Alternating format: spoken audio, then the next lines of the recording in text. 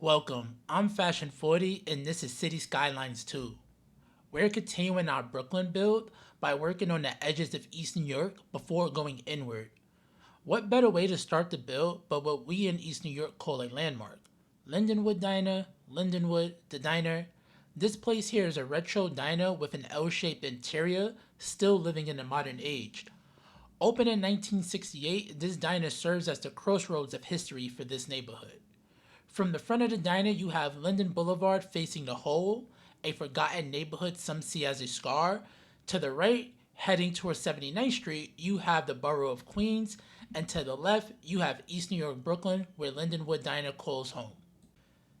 Lindenwood Diner, known by my generation and after for its giant crab legs, known by the ones before me as the spot the legendary crime boss John Gotti frequented, they said the corner booth was a seat. If you've ever been there, you'll understand why. In the game, it was kind of difficult to get the exact look for this particular retro diner, but there is a signature asset in CS2 that works out perfectly. Check the links below for some details on this particular diner and these type of diners from a bygone era.